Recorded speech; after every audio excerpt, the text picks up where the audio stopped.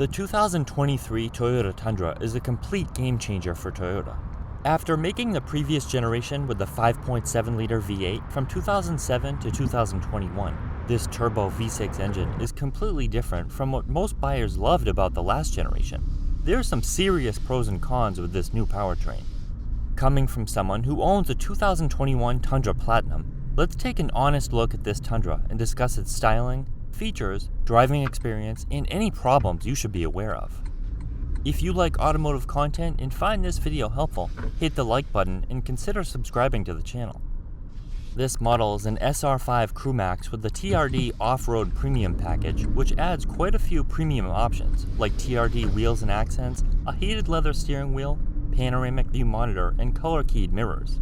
With the Lunar Rock paint and TRD accents, this truck looks sporty, modern, and rugged.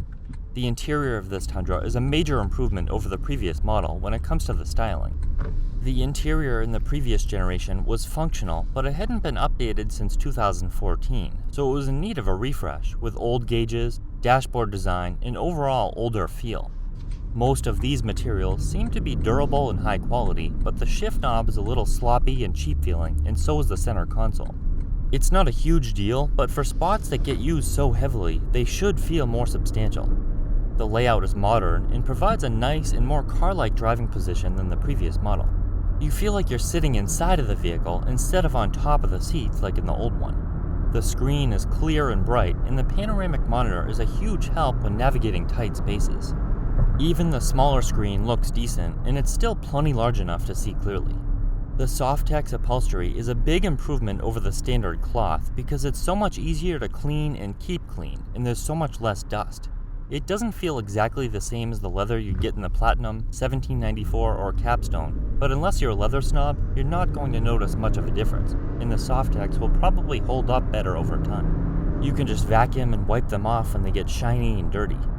There are plenty of adjustments, at least on this model, and the passenger seat also has height and thigh adjustments, whereas that wasn't an option in the last generation. The foam in the SR5 is very stiff, and just like the old one, you need to buy above a limited to get softer foam, which depending on how sensitive you are to seat stiffness, it might be worth it. Getting back in my 2021 Platinum was like getting into a soft leather recliner after driving this around. Under the hood, the 2023 Tundra offers 3 powertrain options contrasting the 5.7, which was the only engine offered in the previous late model years. All models come with either the 3.4 or 5, depending on who you ask, liter twin-turbo V6 with a 10-speed automatic. The base model SR comes with 348 horsepower and 405 pound-feet of torque. Other models come standard with 389 horsepower and 479 pound-feet of torque. And the limited and higher trims come with an available mild hybrid system, putting out 437 horsepower and 583 pound-feet of torque. Unlike traditional hybrid powertrains, this one is designed for extra power, not fuel economy. However, the hybrid system also adds a significant amount of weight, negating some of the performance benefits. I've only driven the gas powertrain, so I can't speak of the differences. Let me start off by saying that I'm a biased V8 owner.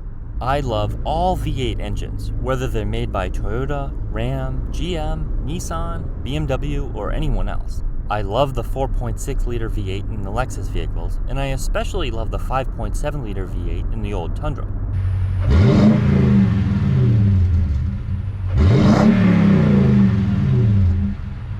The intake sound, the exhaust, reliability, performance, pretty much everything about it, but testing out this new Tundra has opened my eyes.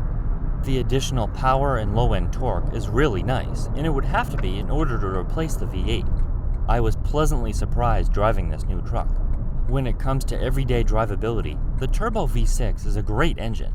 It's much quieter than the V8, and you can barely even hear it under normal acceleration. Some people will like that, and some people won't, but it makes for a luxurious, car-like driving experience. Accelerating into traffic and on the highway under medium throttle feels effortless, and the torque comes on strong when accelerating under full throttle from a stop.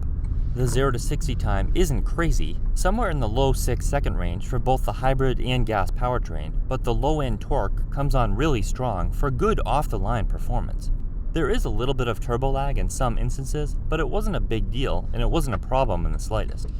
In a sense, the V8 has a lag of its own, because in order to increase power for passing, it needs to kick down, which takes time too.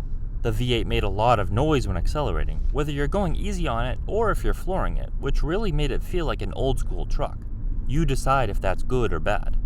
The V8 performance is still very good by today's standard, but the performance and everyday drivability from this new engine is much better, as much as I hate to admit it.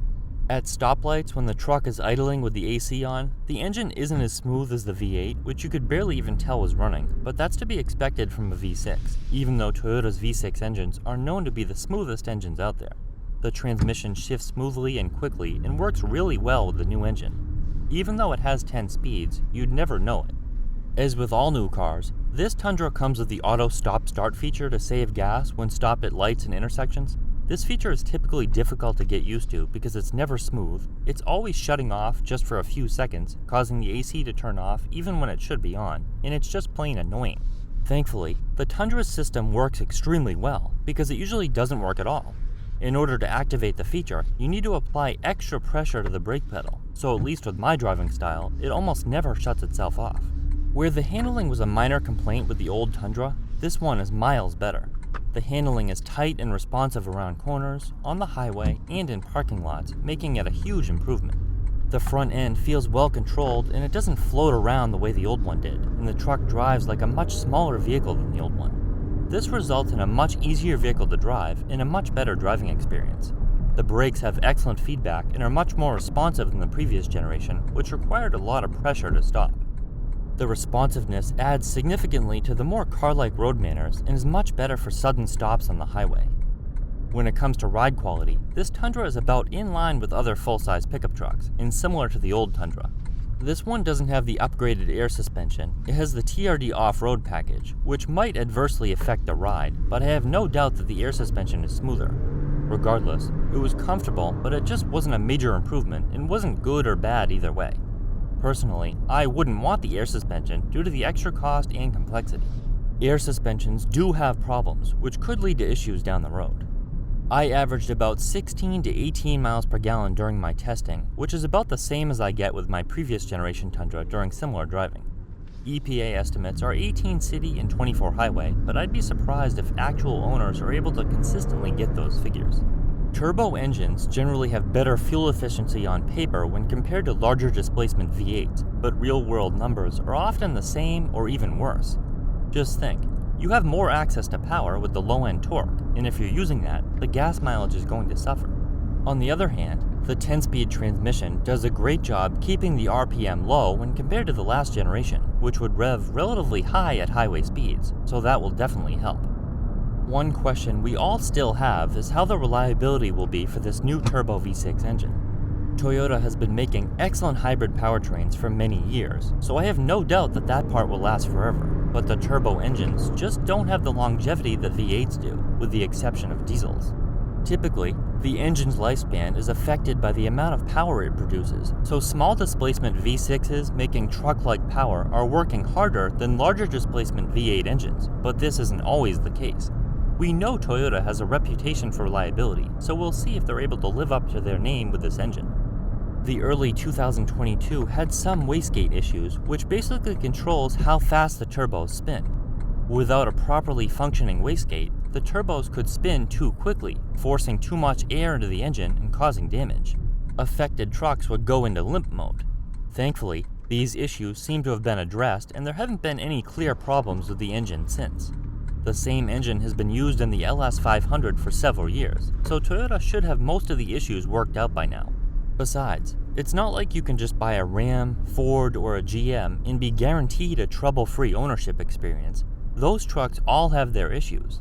Tundra owners should pay special attention to their service intervals and make sure they're changing their oil every 5,000 miles, so the turbos are always running clean, and I would predict the long-term reliability will still be good. As with most new cars or trucks, or anything for that matter, the prices have gotten pretty high, but the Tundra is still not a bad deal when compared to the other brands. The SR5 starts at about $45,000 for a double cab with two-wheel drive. A Crewmax with four-wheel drive starts at about $52,000, and this one comes out to almost $62,000. It does have quite a few options, but for that price you can get a limited, or if you want to spend an extra $5,000, you can get the Platinum. The days of cheap trucks are gone, and the fact that all of them are loaded with features doesn't make them any more economical. But when you compare these sticker prices to those from Ford, Ram, and GM, they're really not that bad. This new Tundra is an excellent truck with many improvements over the last generation. The drivability of the turbo V6 is much better, and the torque for normal driving and towing is a major improvement.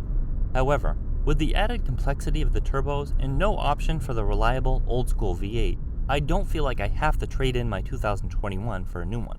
If I needed a new truck, I wouldn't hesitate to buy this one, but with a clean, low-mileage 2021, there's really no compelling reason to upgrade when considering all factors.